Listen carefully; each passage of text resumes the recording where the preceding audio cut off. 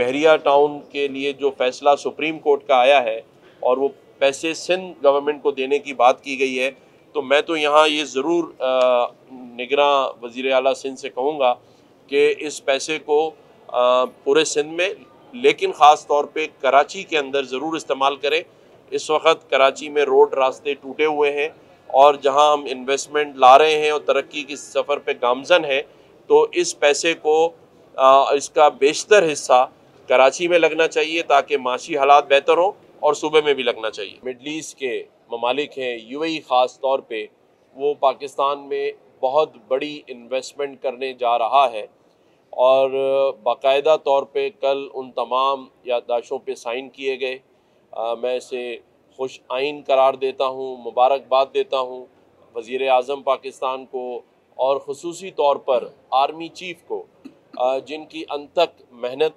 कोशिशों और काविशों से ये इत्मीनान हुआ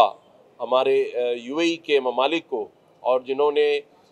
20 से 25 बिलियन डॉलर के जो प्रोजेक्ट्स हैं उनकी याददाशों पे कल साइन किए हैं।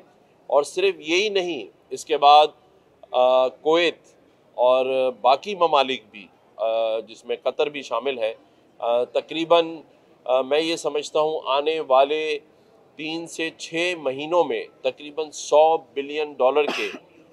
जो एग्रीमेंट्स हैं, एमओयूज़ हैं, वो साइन होने जा रहे हैं। इस्लामाबाद में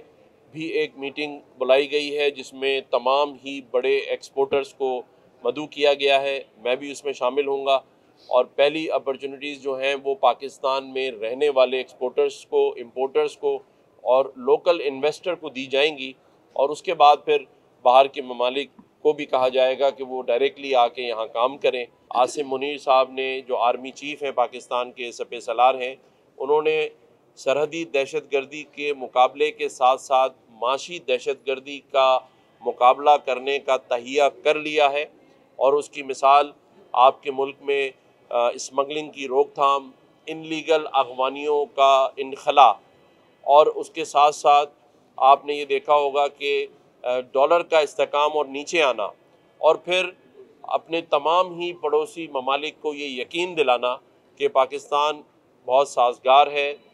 इन्वेस्टमेंट के लिए, और उसमें कामयाब हो जाना। तो मैं इसलिए बार बार कहता हूँ कि आर्मी चीफ़ को खराज तहसीन पूरी कौम को पेश करना चाहिए कि जिन्होंने अपने उस मनसब के साथ, जो वो इस वक्त आर्मी चीफ़ हैं, और सरहदी दहशतगर्दी के मुकाबले के साथ साथ माशी दहशतगर्दी का मुकाबला किया, और अब उसके समरात आना शुरू हो गए हैं। और मैं समझता हूँ कि आने वाले 6 महीनों में ये पाकिस्तानी कौम के लिए खुशखबरी है कि आपका डॉलर भी 180 के करीब या 200 के अंदर अंदर आ जाएगा, और इंटरेस्ट रेट मैं आज आपको बता दूं कि ये भी 18% पर इंशाल्लाह आने वाले दिनों में आ जाएगा, और आपको नज़र आएगा पाकिस्तान में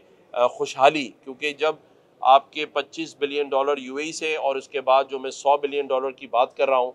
तो 100 बिलियन डॉलर अगर पाकिस्तान में इन्वेस्टमेंट होगी तो आप सभी समझ सकते हैं कि किस तरह पाकिस्तान तरक्की की मंजिल की तरफ गामज़न होगा। सऊदी जो अरब है वो हमारा दोस्त ममालिक है, भाई ममालिक है, लेकिन सऊदी अरब ने भी बड़ा किरदार अदा किया है, और आइंदा आने वाले दिनों में आप एक और खुशखबरी सऊदी अरब की तरफ से भी सुनेंगे। और मैं समझता हूँ कि अभी जो सफ़र पे हम निकल पड़े हैं, इंशाल्लाह अल्लाह की ज़ात से उम्मीद है कि हम पीछे मुड़ के नहीं देखेंगे। लंदन गया था तो मैं मियाँ नवाज़ शरीफ साहब से मिला था, और उस वक्त भी ये बात उठी थी, तो मैंने ये कहा था कि मैं बहैसियत गवर्नर सिंध तमाम ही सियासी जमात के सरबराहों से मुलाकात करूँगा। देर से हुई, लेकिन ज़रदारी साहब से इस्लामाबाद में ज़रूर मुलाकात हुई, और बहुत सारी बातें इस हवाले से आ रही थी। कुछ सोशल मीडिया पर कहा जा रहा था कि पता नहीं डॉक्टर आसिम मुझे ज्वाइन कर रहे हैं या मैं उनको ज्वाइन कर रहा हूँ, तो ऐसी कोई बात नहीं है। बात सिर्फ ये हुई कि हमने मेरा ये मानना है कि कोई भी एक सियासी जमात इस सूबे के और इस पाकिस्तान के मसाइल हल नहीं कर सकती।